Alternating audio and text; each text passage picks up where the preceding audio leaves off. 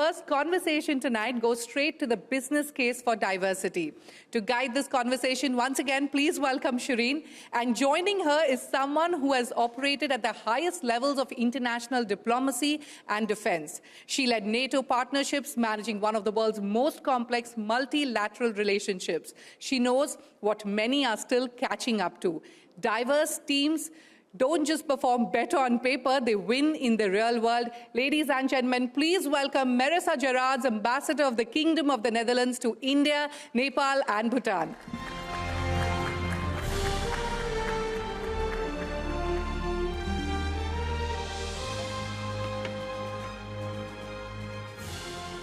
Ambassador, thank you so much for joining us here at Future Female Forward. I had the privilege of being invited to the ambassador's residence where they had put together a wonderful group of women to really exchange ideas and stories, and I thought it would be wonderful to actually bring you on to Future Female Forward to hear exactly that from you. You know, the Netherlands figures, Ambassador, as far as gender parity is concerned, at least in the EU, quite highly. I mean, in the 2024 rankings, you're behind Sweden and Denmark. And I want to understand from you, from your own experience of being a diplomat, of working your way through various roles that you've played, what holds women back, and what do you believe women need to do, but more importantly, what do you believe organizations need to do to dismantle the structures that hold women back? Well, thank you very much, and thank you very much for inviting me. It's true, you joined us when we were talking about women on board, and we invited 6 very influential and powerful women like yourself to talk with us and the audience on what the situation is actually in India. And that was such a energizing and interesting meeting that we became friends, I think, straight away. We have. And so let's talk a bit about these kind of issues, because it's something of a global point of attention, let me put it that way, where I think we made huge strides during decades, and I'm a little concerned nowadays on are we going to actually get there to this parity that we're all striving for, or are there pushbacks at this moment in time? But let's maybe talk about that a little bit later to see that trend as well. For us, for the Netherlands, yes, I think we're high in the ranking. I think the Scandinavian countries are still beating us, but it's something that's very important for us. I think Scandinavian countries here and there led the way, like Norway, for example. Already in 2003, they had a quota for board members of companies who were listed for the stock exchange. And at that moment in time, I remember that there was a little bit of this hesitation, like, well, do we need that? I mean, it should be merit-based. And I was absolutely convinced that it is merit-based, that it's very important and good to have this quota, because you have to break this ceiling first and then prove, like many said, you said it yourself, and I think also the CEO of the bank said it, it's not only fair, but it's also selfish, because it's also better to have women on board. Right. So they absolutely convinced me that for a certain moment you need this quota in order to break the ceiling. And that's also what's happening now in the Netherlands. On the supervisory board, we also have a mandatory quota right now, and that's helping a lot. I think we're at 33% right now for the supervisory boards, but still at 17% for the executive boards. So it does help, and they're doing really well. I think you mentioned some figures there on the outcome, actually, of these kind of shared boards that we have nowadays. No, I agree with you, and I think I was in the same camp as you, debating whether we actually needed quotas or not. But the data actually tells us the story. Till we had the market regulator SEBI bring in mandatory quotas, we didn't actually see the needle change. And so I think, at some points in time, you do need more than just a gentle nudge to get people to do what is the right thing. And we're now seeing that materially change. But, Ambassador, in your experience of being part of different roles in your capacity at NATO to here now as the ambassador of Netherlands to India, what have been some of the biggest lessons that you've learned in terms of well-intentioned policies that don't necessarily always work and in fact have the adverse consequences, and the policies that may seem simplistic but are actually most effective? What are some things that you've seen that have been very, very effective in the workplace, as well as things that you've championed and shepherded in your various roles? Well, I think if I speak for diplomacy, if I speak for my own company, the Ministry of Foreign Affairs, it's absolutely helped that women were teaming up and that they were actually demanding and that they were actually exposing, when you could see each and every time that women were not posted equally as men. And when they were posted to ambassadorships, it was not always at the most important countries, if I can put it that way. So I think women really demanded that, and they also demanded some explanation why not and what was behind. And I also saw when I was, climbing up in the ranks and I was at the table where these decisions were being made, where very often it was only me and one other woman in a committee of 9, I could see how the reasoning was actually excluding women very often for certain positions. Like, well, this country, maybe it's too dangerous for a woman to post her there. Or for this woman, well, her man just made a career step, so maybe she cannot leave now, or she has small children. And we, the 2 women, would always say, well, ask her about it. Offer her the job. She can make, she can do the reasoning. She can make the decision. She can make the decision herself. And even the man didn't mean, it was not, it was out of good heart, maybe even that they were, I'm not even sure, but tell them, offer them the job, and they can make their decision. So it was interesting to see that. And I think at a certain moment, you need a little bit of clout. If you're one woman in the boardroom, if you're one woman at the meeting table, it's hard. But if it's 1/3, it already helps a lot. And even better, I think, 50-50. Well, there clearly is power in numbers. But, to the point that you made, that the decision-making, the exclusion starts at the decision-making, at the start of the decision-making process itself, where you're deciding for the woman, she has children, or will she be able to travel, or so on and so forth.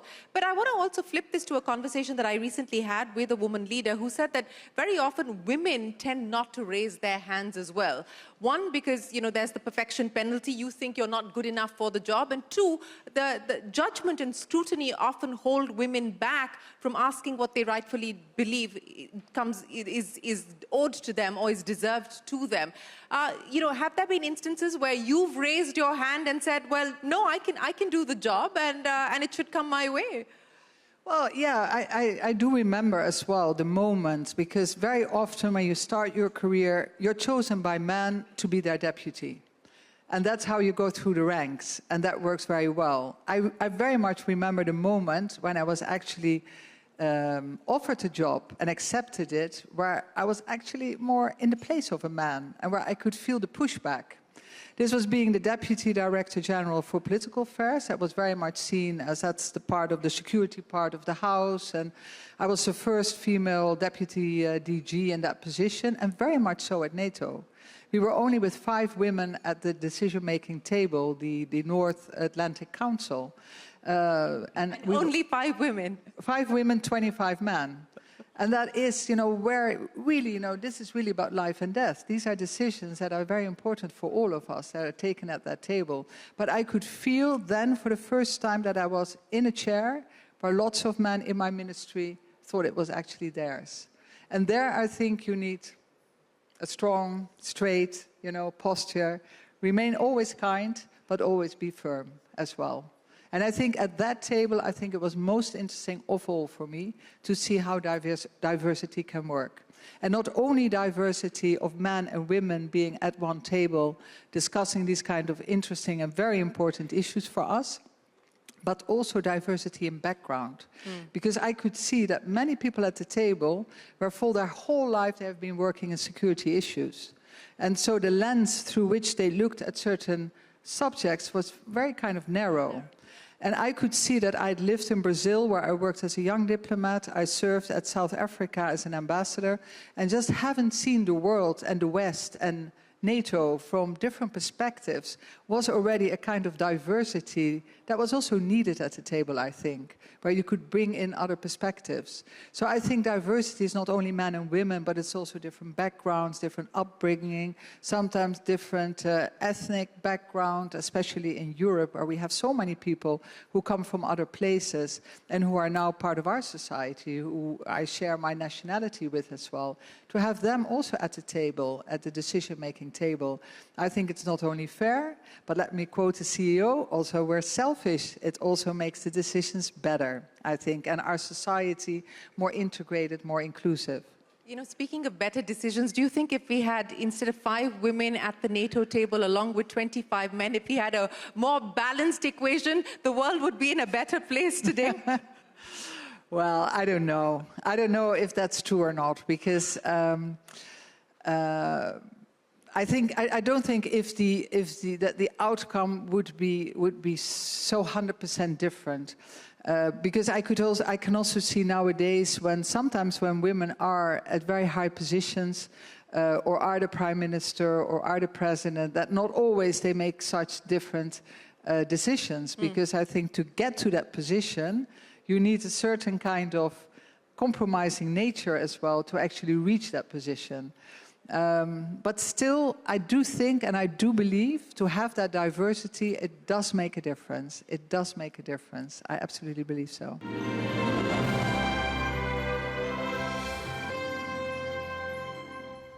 I want to talk about something that you alluded to, that we're seeing a pushback. And we're certainly seeing a pushback in the US, for instance, at this point in time.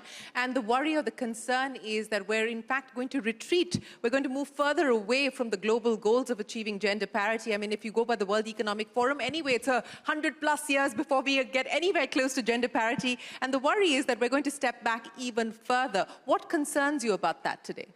Well, I'm terribly concerned about it. On the whole global trend, what we see, the global trend of populism that we see, of very, easy answers on that people and electorate doesn't know anymore what's true, what's a lie. This is all blurring the whole international discussion. And then on our subject of tonight, where we see that diversity is suddenly a swear word, or inclusion is suddenly something that you seem to be ashamed of, and where laws are being adopted that it should be taken out of policies of companies. And it terribly worries me, because I think this is what we do need. We need inclusive societies also for peace and stability of our societies. So it does worry me, but also, I mean, I don't know if he is as notorious, I should maybe say this, Mr. Tate, is Mr. Andrew Tate, with his millions and millions of followers. And it terribly worries me that there are so many young boys who are following this, who are, it's so toxic what we see on social media, that I think there's really a pushback, and that we need to stick together. I'm very happy that we have an audience here of men and women, that we have a CEO who's visionary and who's actually promoting and supporting these kind of evenings, because I think it's in our joint interest to make sure that we have a peaceful and inclusive and stable society.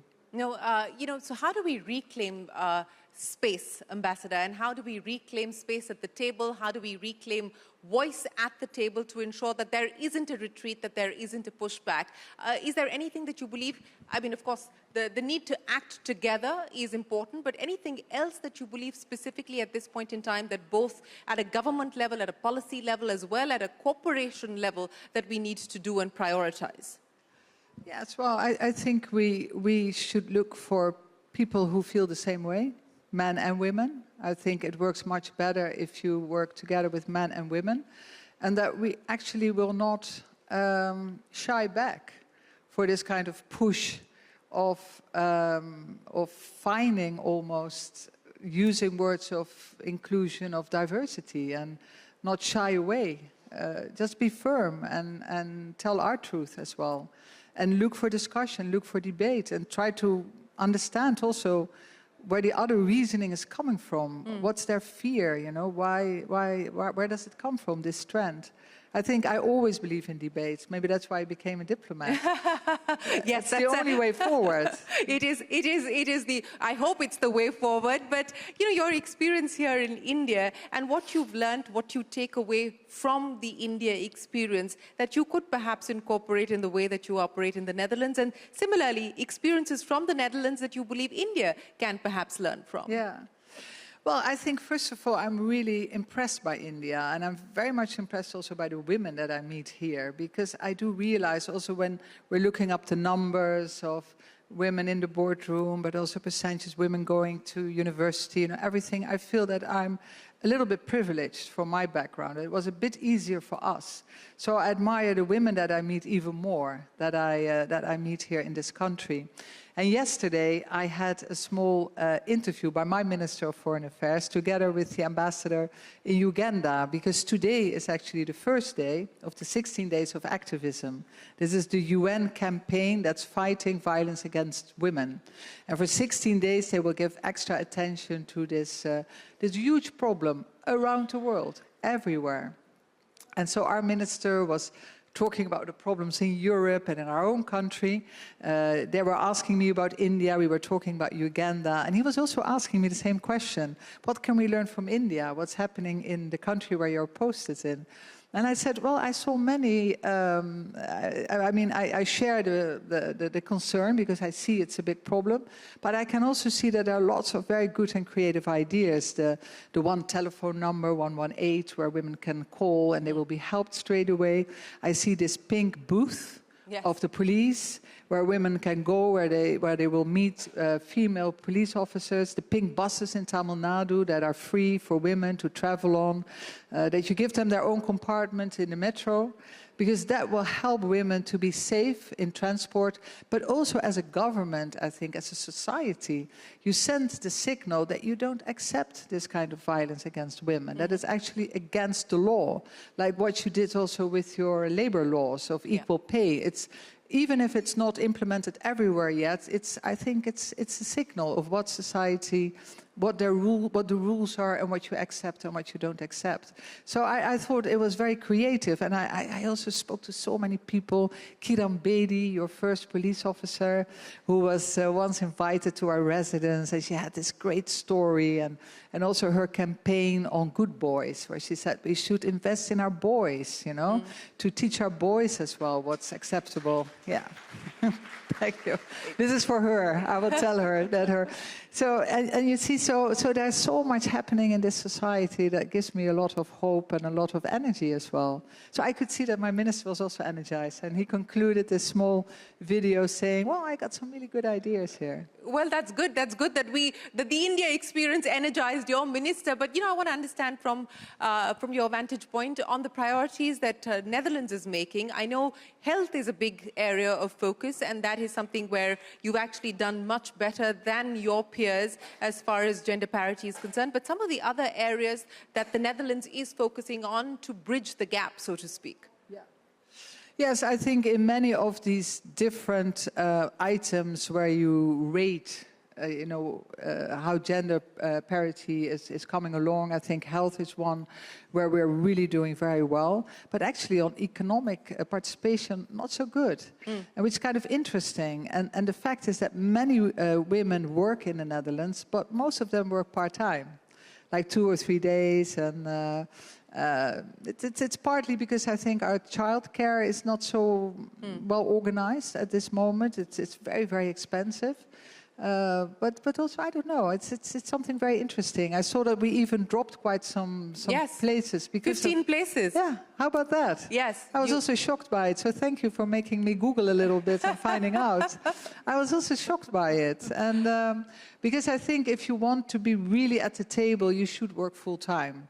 And of course, full-time doesn't mean 80 hours a week. I think sometimes we're too harsh on ourselves. You just mentioned it, that we're such perfectionists, that we always doubt ourselves, that, you know, come on, go for it.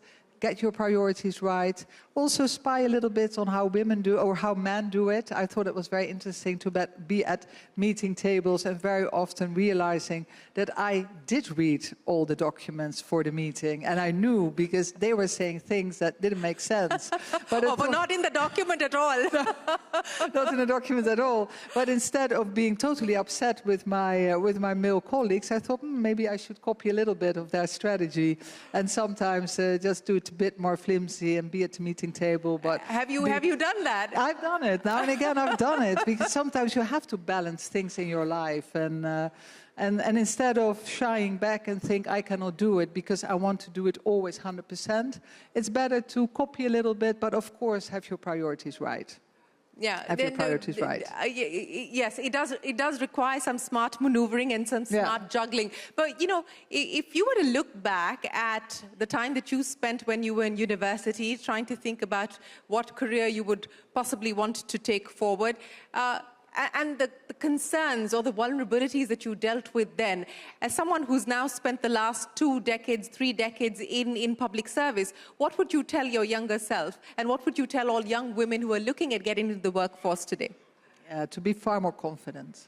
To be far more confident. And also I tell all of us here in the room, please your girls that you're raising, give them that confidence from the start. And I had great parents and they made me confident, but still I could see in hindsight that me and my brother, that you get a different upbringing, that you get more rewarded as a girl for showing a lot of empathy, for example. And my brother was rewarded for being always out there and energetic and being wild and loud, and, you know, and I was being rewarded for being sweet and empathy, and, you know, so I think also we can, you know, fire up our girls a little bit at home already to reward them for loud behavior and energy and go out there, and so yeah, let's try to do that, and also raise our boys to raise the men to have a little bit more empathy as well. Yeah, raise the men to have a little bit more empathy, to also do some house chores. And yes, shared responsibilities is a big one, and I think that all women will unite with you on that one. But is there a particular story, I want to end by asking you that, Ambassador, of you know, you're used to walking into rooms with only men. Is there a particular story that you sort of have tucked away in your mind that exemplifies what so many women like you have to endure, have to go through, and how you dealt with that situation and held your own? Yeah, well, what happens quite a lot of times when you're at a meeting table is or men stealing your point. That happened a lot to me. I don't know if others would say. It does happen, eh? It does happen. And it also, and instead of being upset with the man who steal your point, I thought, let's see a little bit how they do it, and what's my mistake here? What's my mistake here as well? And I thought it was also a matter of timing, to let the man talk first a little bit more and then time your proposal a little bit later so that they cannot steal it and that you are part of the discussion. I can see men smile and laugh here. Huh? They recognize it. Yeah. So I think we women, you know, we should study them a little bit to see how it works. But this is one that I really remember. And you can do better if you practice a little bit. So timing, get your timing right, and attack at the right moment. So that's part of the strategy as well. Finally, Ambassador, before I let you go, you know, of course, India and Netherlands are working closely together on a whole host of issues. As Ambassador, you've been here since 2023 now. What's been the sort of biggest success story of the partnership so far? Well, I think the biggest success story is that we're really strengthening the cooperation. We're waiting for your Prime Minister Modi to go to the Netherlands to actually announce this strengthened partnership so that we can do really more. And what's been a great success for me is to see all the people-to-people contact and to see how much is happening. And, you know, the longer I'm here, the more I see. And we live in a very dangerous world at this moment, and I think we need trusted friends. So I also feel that my experience in NATO is helpful to explain a little bit what it is and what's happening in Europe and how upset and scared we are of the war in Ukraine, but also for me to explain to Europe that here, from an Indian perspective, the world looks different and that you have other things to worry about and what your reality is. And again, I think dialogue, debate, it's always the solution for everything. So knowing each other, seeing things from different perspectives, in the end, I think we are all looking for peace and stability. I truly believe that. And that's where we have to find each other. So being an ambassador in India is a great privilege. Well, Ambassador Gerard, thank you so very much for joining us here at Future Female Forward. Appreciate your time and appreciate you being here with us. Ladies and gentlemen, a big round of applause for the Ambassador of Netherlands, Marisa Gerards.